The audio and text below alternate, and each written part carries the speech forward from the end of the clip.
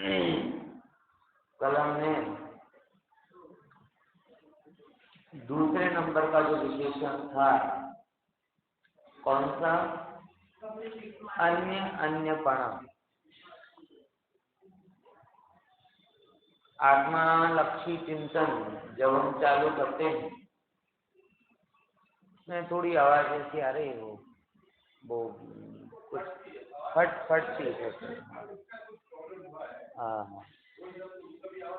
हाँ, ये ऐसे ही लग रहा है थोड़ा।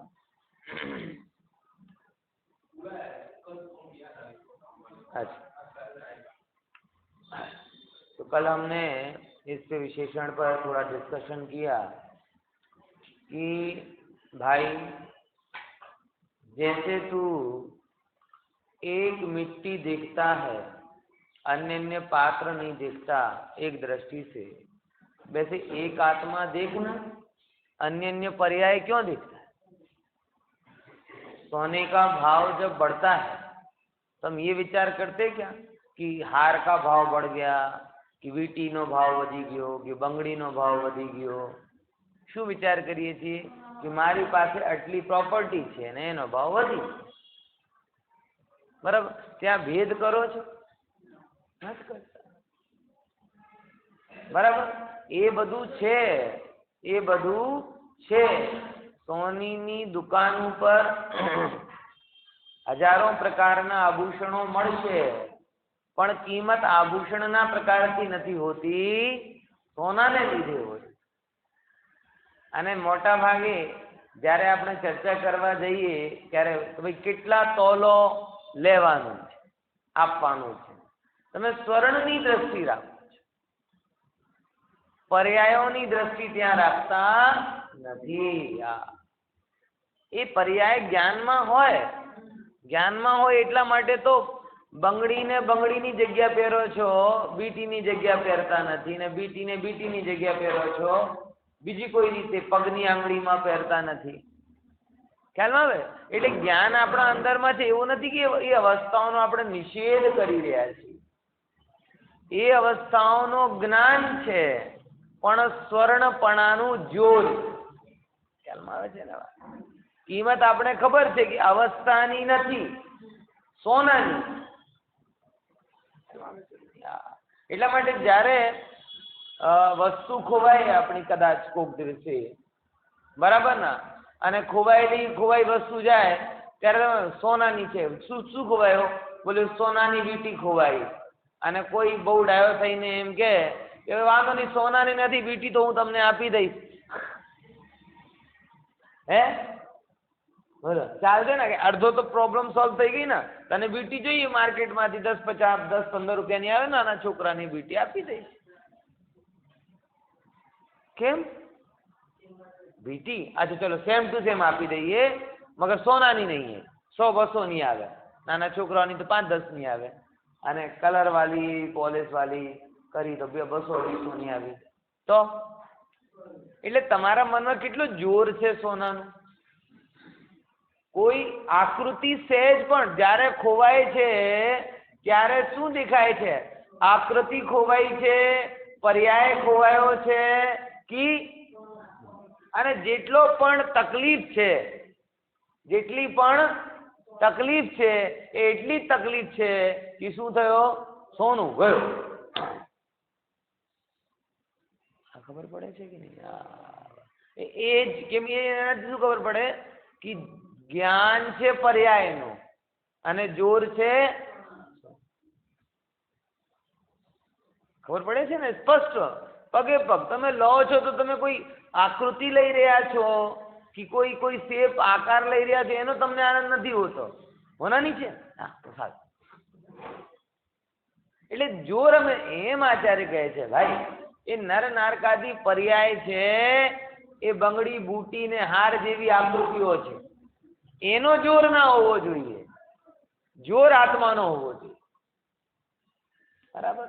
એમ જેમ આકૃતિ મટી, બરાબર? ખ્યાલમાં? જૂના જમાનાની કોઈ પુષ્પેની હાર કે વીટી બંગડી હોય, એને આપણે કન્વર્ટ કરીને સારો કર્યો તો જૂનો જતો રહ્યો, આવું કેમ મનમાં આવે? આવે છે? નથી આવતો. ઠીક છે, ઘરમાં છે ને બસ. આવા તો કેટલી આકૃતિઓ થઈ ગઈ છે.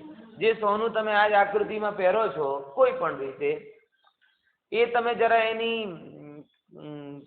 એની ટ્રેકિંગ કરો, ભૂતકાળમાં જાઓ તો ખબર નથી કેટલી બધી આકૃતિઓમાંથી પસાર થઈને તમારી પાસે આવ્યો હોય. કોઈ ગણતરી છે? હડપ્પા સંસ્કૃતિથી ચાલતો આવ્યો તો કોને ખબર? હે? હા, ખ્યાલમાં આવે છે કે નહીં? પણ તમે સ્વર્ણત્વની દ્રષ્ટિ છે, તમે એને કોઈ રીતે જૂના કોઈ તમારા શત્રુ પાસે હોય, પાકિસ્તાનમાં હોય, મુસલમાન જોડે હોય, કટ્ટર શત્રુ કોંગ્રેસ વાળા જોડે હોય, બીજે કોઈ વિચાર આવે છે? આટલું બધું જોઈને સ્વર્ણત્વ જોવું છે. આગળ એક સ્વર્ણત્વનો પણ દાખલો આવવાનું જ છે. આપણે બીજી રીતે આવે છે, એ આપણે જુદી રીતે લઈએ. હા, એ જુદી રીતે લેવા. બરાબર ને?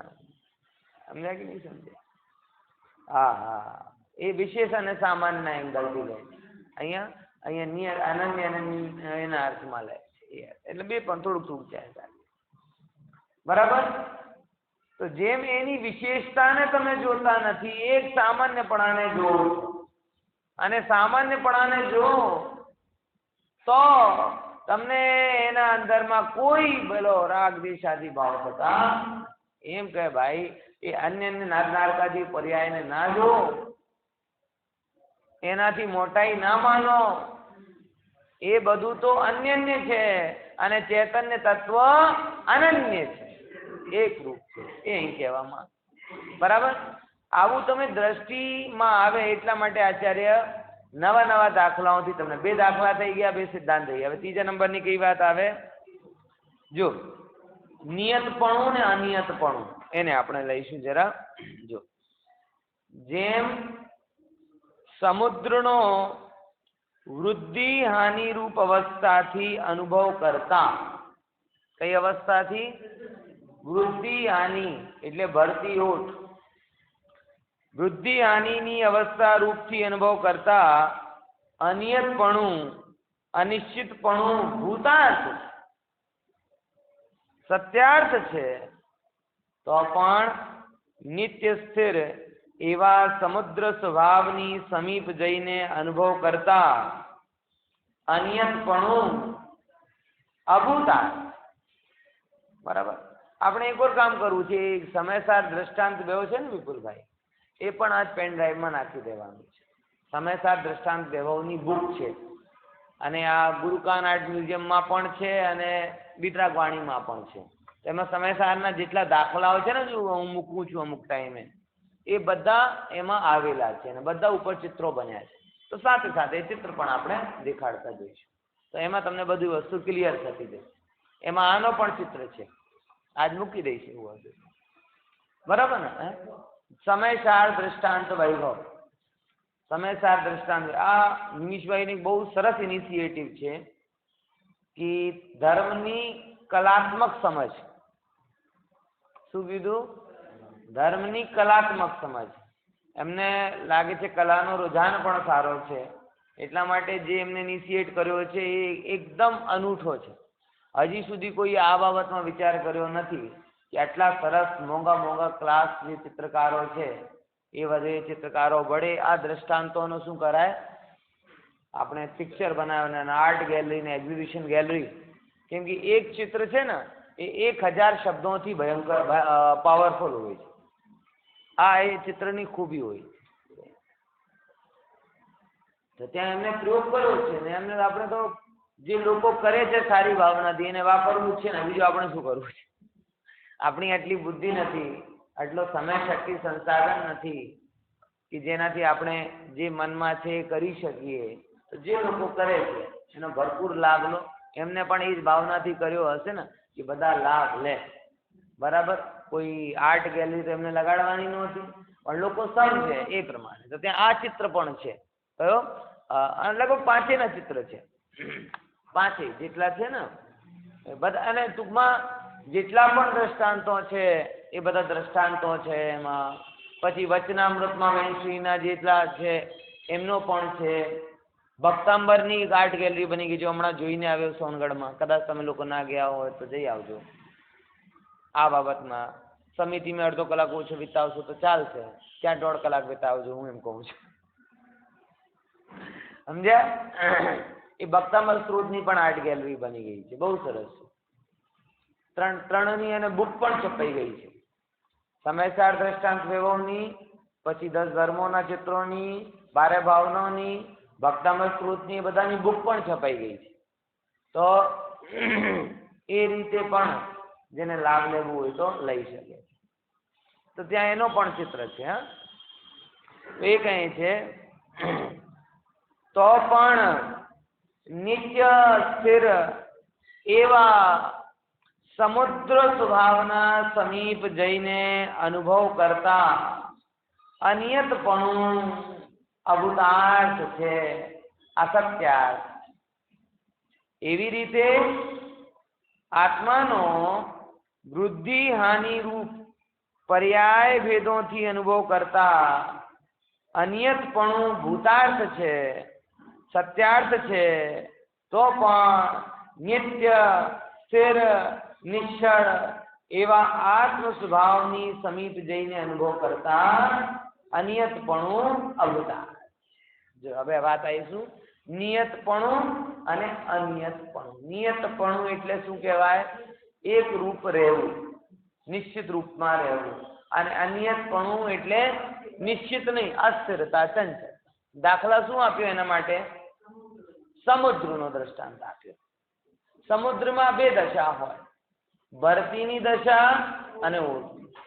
અને જેમ કે તમે કમલની પત્રનો બારીકાઈથી મૂલ્યાંકન કરો, એમ સમુદ્રનો મૂલ્યાંકન કરો તો તમને એક બહુ ગજબ વસ્તુ ખ્યાલમાં આવે કે સમુદ્રને સૌથી ગંભીર કહેવામાં આવે, પણ એમાં ક્યારે તમને ગંભીરતા દેખાશે?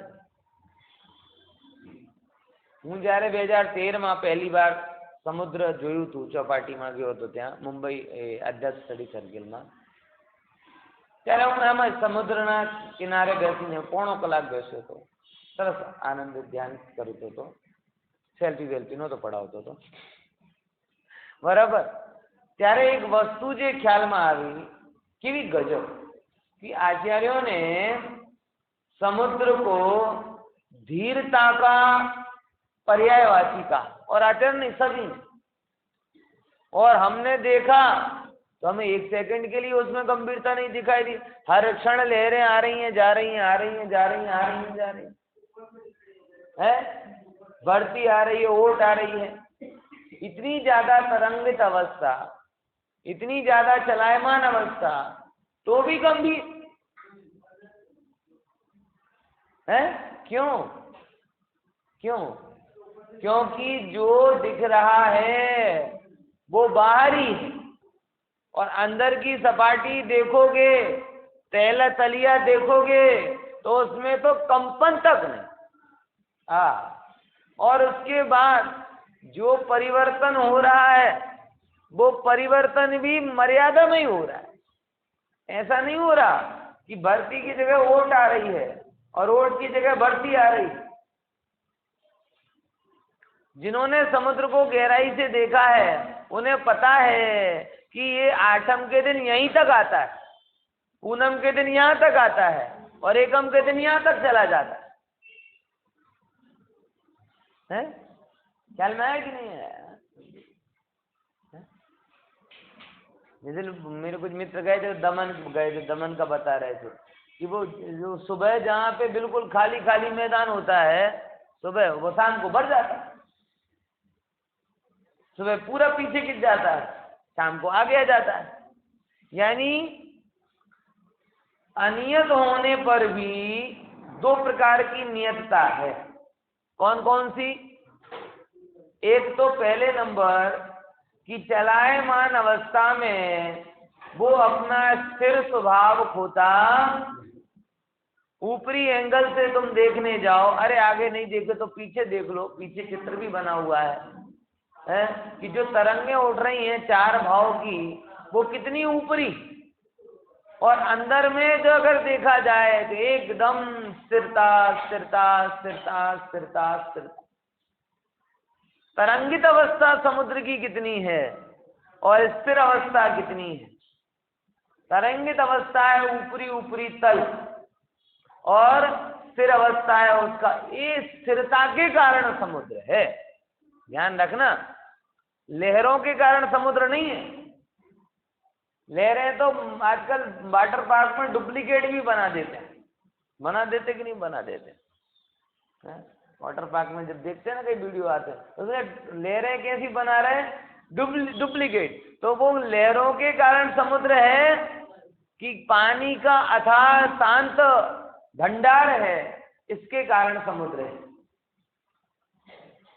लहरें डुप्लीकेट बन सकती हैं, लेकिन इतना स्टोरेज पानी का कहां से लाएंगे? और जहां ले जाओगे हम तो उसे ही समुद्र कह देंगे, हमें क्या दिक्कत? कोई वाटर पार्क वाला बोले नहीं हम ओरिजिनल समुद्र लाएंगे, तो वाटर पार्क नहीं होगा, वो क्या होगा? समुद्र ही होगा, क्योंकि समुद्र का स्वरूप ही क्या है? जो अथाह पानी का भंडार हो। समझ में आया? चलना है कि नहीं है? वो समुद्र है, और क्या दिक्कत? ऐसे ही यहाँ पे कह रहे हैं कि भाई समुद्र में जब कभी भी आप अनियतता देखते हो तो भी वो गंभीरता का ही पर्यायवाची है। क्यों? दो कारण। पहले नंबर का कारण कि जहां तुम उसकी अनियतता देख रहे हो पर्यायों में, अवस्थाओं में, वहीं उसके तल में धीरता है, गंभीरता है, कंपन नहीं है, स्थिरता है, नियतता है। बराबर। और दूसरे नंबर की बात कि जो अनियतता है वो भी अमर्यादित नहीं है। क्या बोला? समुद्र की नियतता मतलब उसका तल, उसकी अंदर की गहराई, वो उसकी नियतता। और अनियतता कौन सी है? उसकी बढ़ती ओट वाली अवस्था। तो बढ़ती ओट वाली अवस्था होते हुए भी उन बढ़ती और ओट में नियतपना है कि नहीं है? क्योंकि बढ़ती ओट की भी गणना हो सकती है, और वो लगभग उसी प्रकार से होता है, पॉइंट बने हुए होते हैं। आठवीं तक यही आए, कुदरती रूप से होगा तो ऐसा ही है। और सोचो, हर नदी में 2-5 साल में एक आध बार पूर आ जाता है, आ जाता कि नहीं आ जाता? और वो अपने नियत प्रवाह को छोड़ देती है। समुद्र में तो एक ही बार पूर आया था, पता है कब आया था? सुनामी। वो समुद्र का पूर था। अब सोचो जरा, 1 सेकंड के लिए अगर समुद्र अपनी गंभीरता को छोड़कर, अपने नियत परिणमन के प्रवाह को छोड़कर अनियत रूप से परिणमित हो जाए तो हाहाकार मच जाए। समझ में आया? यानी नियत स्वभाव तो नियत है ही, उसका अनियत स्वभाव भी मोटा भागे नियत है। क्योंकि वो जो रूप में परिणमित होता है वो उसी रूप में परिणमित होता है, अन्य रूप में परिणमता नहीं। हमने तो अभी तक, मैंने तो 36 साल में अभी तक एक ही बार देखी सुनामी। बराबर, लगभग। हाँ, उससे पहले तो नहीं सुनी ना, लगभग। हाँ, सुनामी शब्द ही नहीं सुना था, बात सही है। वो भी कुदरती नहीं होता, वो भी समुद्र के हिसाब से नहीं होता, वो तो विज्ञान बोलता है। अंदर में समुद्र में जब भूकंप आता है ना, तो भूकंप के कारण प्रवाह होता है। बाकी समुद्र कुदरती रूप से कैसा होता है? नियत होता है, और जो अनियत दिखाई देता है वो अनियत भी नियत है। आता गई ना दृष्टांत में? क्या इसका ये मतलब नहीं है कि भरती और ओट है नहीं। भरती ओट समुद्र का अंग है, लेकिन समुद्र की समग्रता नहीं। समझ में आया? ज्वार भाटा ये समुद्र का अंग है, और ज्वार भाटा के एंगल से देखोगे तो भूतार्थ भी है? उसको हम देखते हैं। पूनम के दिन लोगों को समुद्र के पास नहीं जाने देते, भूतार्थ है। बोले नहीं नहीं, एकम के दिन तो जाने देते थे, आज पूनम के दिन क्यों नहीं जाने दे रहे? बोले तू समझता नहीं, अरे समुद्र तो समुद्र है, जा तो मरेगा। पॉइंट समझ है?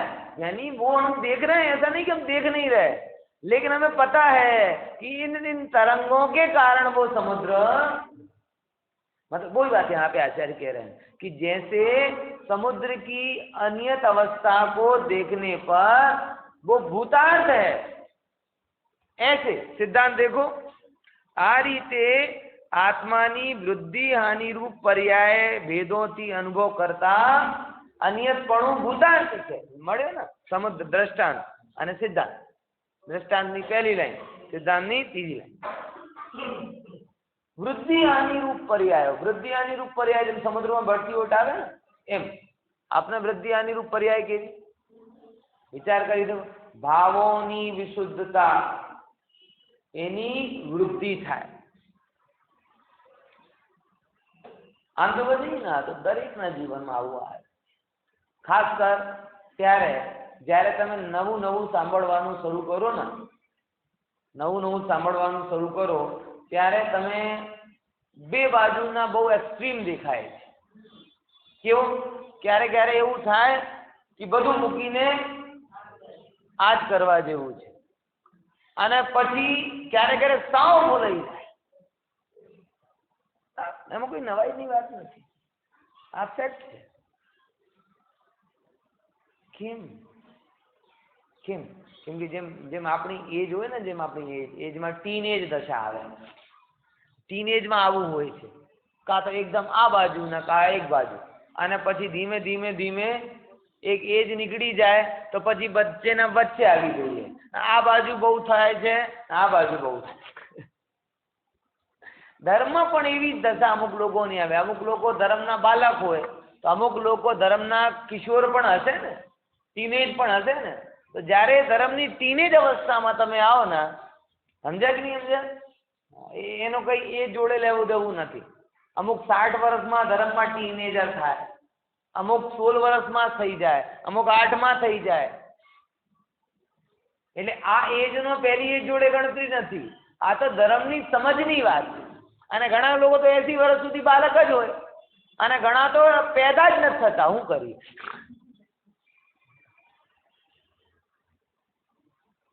એમાં કોઈ આ એજ ને પહેલી એજ નું કોઈ કનેક્શન નથી। 80 વર્ષના જન્મ, 80 વર્ષના दूध पीता बालक, 80 વર્ષના ટીનેજર, બધું જોયેલું છે। સમજાય કે નહીં? લેकिन એક પ્રવાહની વાત હોય છે। જ્યારે તમે ધર્મમાં નવા થોડુંક શીખો તો તમને એકદમ આ બાજુથી એમ જતો રહે, ઓહો હવે તો આ જ કરવા જેવું છે, બીજું કઈ નહીં। અને એ જ લોકોને થોડાક સમય માટે તમે ધર્મથી દૂર કરી દો તો એ ક્યાં ખોવાઈ જાય ખબર જ નથી પડતી। એમાં કોઈ આશ્ચર્યની વાત છે? આશ્ચર્યની વાત નથી, એ અવસ્થા જેવી है। टीनेज अवस्था में તમે થોડાક રહ્યા હોત, थोड़ा परिणामों के उतार चढ़ाव को समझा होता। धर्म की टीनेज अवस्था, वो एज वाली टीनेज तो सबकी चलती है अपने हिसाब से, चल क्या निकल चुकी है। अभी तो कोई टीनेजर नहीं दिख रहा है। टीन तो पता है ना, 13 to 19 वो क्या कहलाती है टीन। टीनेजर क्यों कहते हैं इसे कि જ્યારે ટીન થી ગણવામાં આવે ને 13, 14, 15, 16, 17, 18, 19 તો બરાબર ને, ત્યાં સુધી ટીનેજ અવસ્થા કહેવાય। એવી રીતે ધર્મમાં પણ ટીનેજ અવસ્થા આવે કે જ્યાં તમારા અંદરમાં વિચારોનો વવંડર આવે। થોડુંક સાંભળી તો પછી આમ एकदम यही कर लो ना, घर छोड़ दो ना, परिवार छोड़ दो ना, ये और थोड़े समय बाद में फिर कुछ शांत हो जाता है। ये एक इमोशनली चेंजेस होता है, यथार्थ नहीं होता। सत्य होता है लेकिन नियत नहीं होता। सत्य होता है, मैं क्या बोल रहा हूं, सत्य होता है, ऐसा नहीं कि वो गलत कर रहा है, वो उसके अंदर में ऐसे भाव होते हैं और उस भावों को उस रूप में समझना। इसीलिए तो पहले जब कोई नया नया, अभी तो अपने यहाँ दीक्षा की ज्यादा परंपरा नहीं है, लेकिन जहाँ दीक्षित की दीक्षाओं की परंपरा ज्यादा है वहां पे ये टीनेज लोगों का बहुत फायदा उठा लेते हैं। गुरु तो टीनेज में नहीं है ना, शिष्य टीनेज में भले ही, तो गुरु का क्या दायित्व बनता था कि पहले उसको पकने दे और बाद में जब लगे कि इसका जो इमोशनली जो बवंडर है ये कोई अवस्था नहीं है, ये स्वभाव है, तब जाके उसे दीक्षित करे। पहले उसे समझने तो दो, उसका उस समय वो भाव दिख रहा है भूतार्थ है, वो भूतार्थ नहीं है, वो भूतार्थ है, लेकिन वो उस पर्याय पूर्ता भूतार्थ, वो उसका स्वभाव नहीं है, वो संयोगों से उत्पन्न भाव है। इसलिए कब तक टिकेगा? जब तक संयोग रहेगा तब तक टिकेगा। जैसे ही संयोग जाएगा वो चीज भी चली जाएगी। लेकिन मैंने बहुत देखा है, मैं बहुत श्वेतांबर दिगंबर दोनों समाज की दीक्षित परंपरा के बीच में बहुत रहा हूं, बहुत फायदा उठाते हैं। गुरु परिपक्वता वाला होना चाहिए, लेकिन मुझे तो गुरु भी टीनेज दिखते। उनको लगता है कि अगर ये निकल गया हाथ से तो निकल जाएगा, और दीक्षित एक बार कपड़े बदलवा दिए श्वेतांबर में और दिगंबर में कपड़े उतरवा दिए तो फिर ये अपने चंगुल में आ जाएगा। ऐसा नहीं होना चाहिए। ये कोई धर्म कोई वो थोड़ी है मछली फंसाने का जरिया कि जो लोग दे देकर फंसा। अरे ये तो समझ है, नंदन वन है, ये कोई ट्रैप थोड़ी है जो किसी प्रलोभन से किसी की अवस्था का गैर लाभ उठाकर ऐसा धर्म नहीं कराया जाता। परिपक्व दशा को पाओ। अभी मैं बात क्यों कह रहा हूं, इसके पीछे मेरी एक पीड़ा जो मैंने कल परसों शायद आपने सुनी होगी कि नहीं सुनी होगी। इंदौर में एक आचार्य ने आत्मघात कर दी। इंदौर में मतलब क्या है, कैसे हो गया? विमत सागर नाम था आचार्य का, आचार्य थे स्वयं। हाँ, ऐसा दुख हुआ कि नहीं ये प्रभु भाई, अगर ऐसा साहस भी होना चाहिए। कोई बात नहीं, जब भाव लिए थे दीक्षा के पूरे थे, अभी नहीं पल रही है या कोई मन में द्वंद्व है या कुछ भी है वॉटेवर, तो कोई बात नहीं, गृहस्थ अवस्था स्वीकार कर लो। ज्यादा से ज्यादा लोग क्या कहेंगे? बैक टू पवेलियन, पाछा आ गए, थोड़ा क्या फर्क पड़ता है इससे? मागनंदी जी ने भी तो स्वीकार कर ली थी ना। ये राजमार्ग नहीं है मागनंदी जी का, लेकिन ये भी तो मार्ग नहीं है। ये नहीं कह रहा कि मागनंदी जी जैसे सबको पीछे आ जाना चाहिए। मागनंदी जी का सहजता के साथ में बहुत उग्र पुरुषार्थी उदय एकदम तीव्र आया। वो कुमारिन कन्या के प्रेम में पड़ गए और ग्रस्त जीवन जीने लगे, और उदय क्षीण हो गया तो छोड़ के चल भी दिए।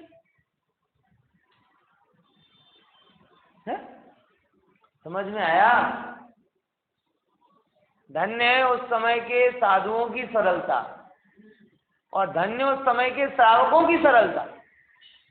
दोनों बातें कह रहा हूं। वो लांछन नहीं मानते थे, उदय जानते थे, और ये साधु भी उदय जानता है। जब आप इस नियत पढ़ने के जोर को, अनियत अवस्थाओं को नियत के साथ में नहीं देखते हो तो आप बड़े आनंदित रहते हो। आपको ये लगा कि इस समय तीव्र दशाएं हो रही हैं, ये मेरा स्वभाव।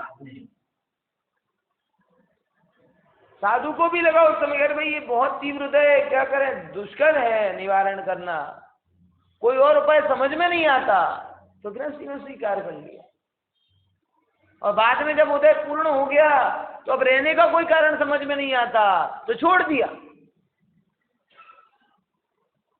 समस्त संघ ने पुनः उन मागनंदी आचार्य को प्रमुख बना दिया। और जब वो ग्रस्त थे उस समय भी कोई शंका हुई तो पूछने आ गए साहब, तो आचार्य ने बोला क्या, और उस समय क्या कर रहे थे वो? अब गृहस्थ जीवन स्वीकारा तो आजीविका भी कुछ करनी पड़ेगी, तो और कुछ आजीविका तो थी नहीं।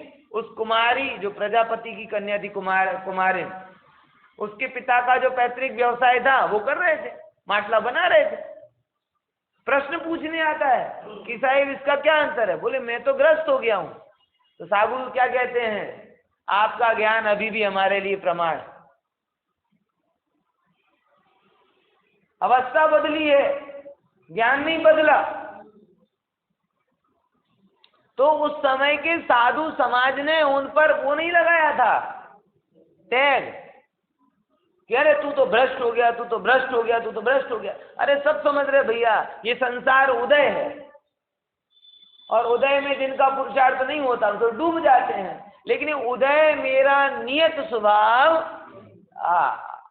जैसे समुद्र में बढ़ती ओट होती है ऐसे मेरे अंदर में भी परिणामों की बढ़ती ओट होती है। लेकिन बढ़ती ओट के कारण मैं समुद्र नहीं हूं, स्वभाव के कारण मैं समुद्र हूं। वैसे ही परिणामों की चंचलता के कारण मैं आत्मा शुद्ध नहीं हूं, स्वभाव से शुद्ध।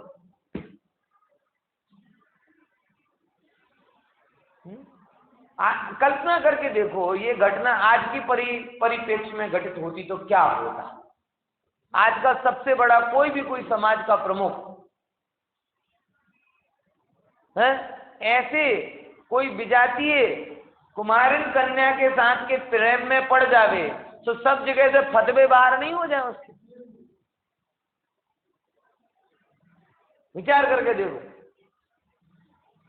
है मैं पुनः कह रहा हूं, मैं माघनंदी जी को इस मामले में आदर्श नहीं मानता, ये करने योग्य ऐसा नहीं कहता, लेकिन सरलता और सहजता की बात, उदय और उदयाधीन भावों से आत्मा कितना पृथक है ये बताना चाहता हूं। और जिसकी ऐसी दृष्टि होती है वो कितना सुखी रहता है ये बताना चाहता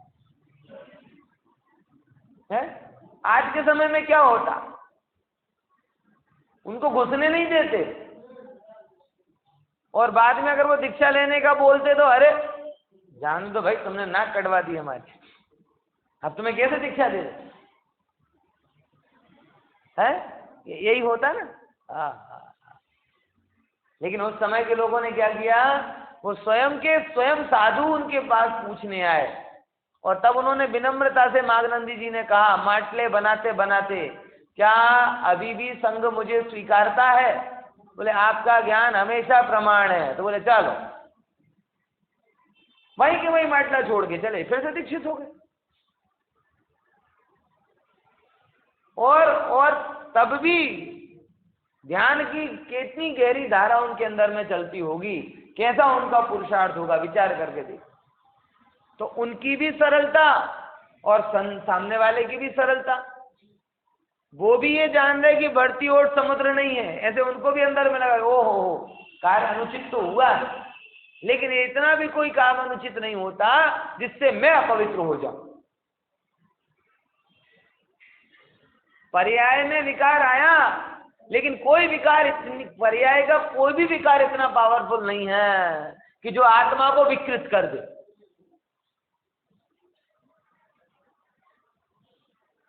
समझ में आया?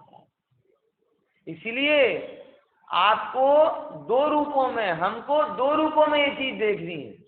पहले नंबर, खुद के जीवन में अगर कोई बढ़ती ओट के परिणामों के कारण पतन के परिणाम कोई जीवन में हो गए तो उससे मैंने आत्माराधना की पात्रता खो दी, ऐसा मत समझना।